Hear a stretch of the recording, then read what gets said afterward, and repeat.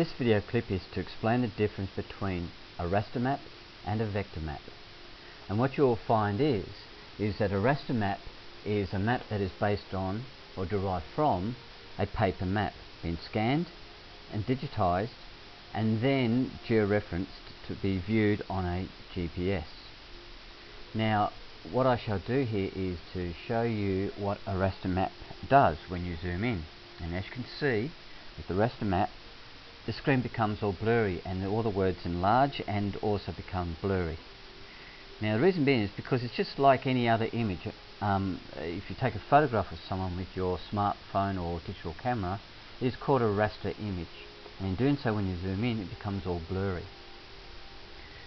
Then you have also got what they call vector data. Now vector data is like what they find, or what you find on your TomTom or Garmin or Navman device to navigate with.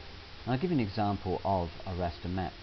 Now if I click on a particular raster map, say this one here, and view it, you will see what is clearly additional data. Now you may say, well, why have you got both? Well, first and foremost is that basically a lot of raster maps out there are quite old. In particular, for example, the state maps that are available in Australia, the 1 to 100k scale maps, are quite old, sometimes 20 or 30 years old. Some states like Vic Maps, Victoria and Tasmania, have kept their maps up to date quite well and quite comprehensive, but quite expensive at the same time. So in this case here, the one you see here, the raster is the 250k, which is free anyway if you wish to download it. Then you've got your vector data. Now the vector data is typical of what you would use on the street. So I can give you an example of that, how it would look on your navigator if you're using a navigator. We'll go 3D. And as you're driving along a road, etc., then you'll find yourself travelling along, viewing the vector map accordingly. So as you can see here, I'll just return it back to 2D so we can see clearly. As you can see here, that when you zoom in down to a scale of say 30 meters, which is not unusual for a street navigator to sit at, the raster in the background is extremely blurry, whilst the vector data, when you zoom in and out, is still quite small, and the text tends to be quite small, or tend to not affected by scale. As we zoom out, you can see the level of detail starts to disappear and practically disappear with the vector data, but the raster doesn't. The raster is still visible until you get out to a point where it's just impossible to view the map in detail. But that's the advantage of the raster as well, is that no matter what level between certain extremities, you'll be able to view the map, whilst in the case of vector, the way they're designed, you have to get down to a certain level before you start seeing the detail. Now in particular, as I said, in country areas, Collier is a good example of a country town. In country areas there is a lot of data out there, both in raster format and vector, and sometimes, as it can be clearly seen here, the vector may have data, and in some cases the raster has the data, meaning it has the tracks and roads and lakes and river detail. Now here we see in orange is the vector layer sitting on top of the raster layer, and that is exceptionally handy when you wish to travel along in a four-wheel drive or walking or hiking, biking, etc., to know where all the tracks are relative to where you are. Now I'll give you an example of an area that has a lot of raster detail and somewhat very little in regards to vector data. So if we zoom out somewhat and we hit, say, the northern part of WA, scroll a little bit more up to here, getting close to Darwin, and as we zoom in, you see you've got your main road there, and the green line is represented by the vector data, and then you've got your raster around it.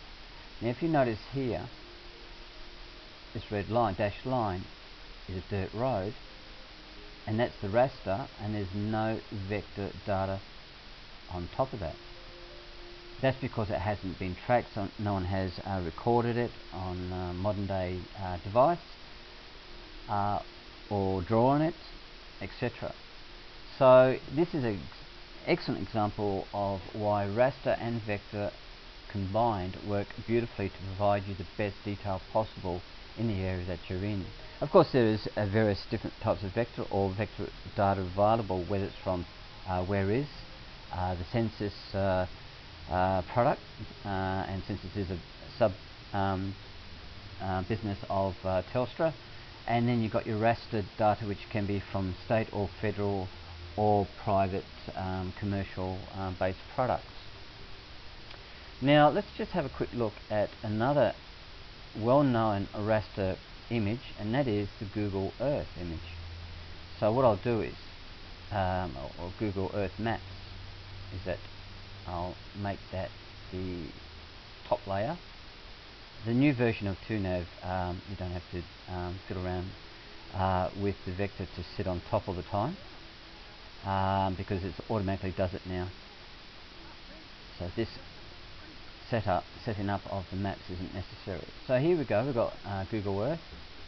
Clearly there's a runway in that area, and this is brilliant. This is, as I said, Google Earth is a raster image, just like the geoscience maps, etc. And if you notice here, there is no vector data except for these blue lines to represent, in theory, the river edges, until you get to here, to this road.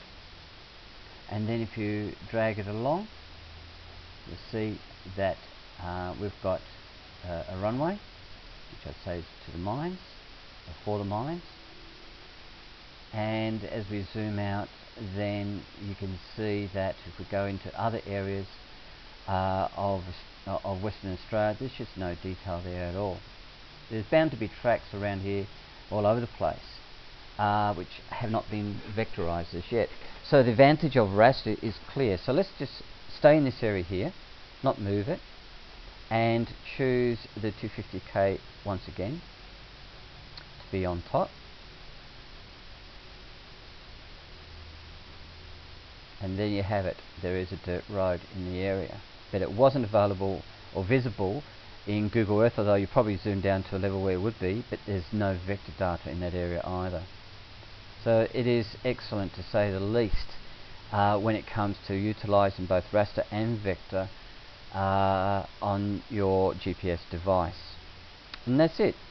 Hope that was helpful. If you've got any questions, please leave a message, and if you like this video, please like it and be appreciated. Thank you.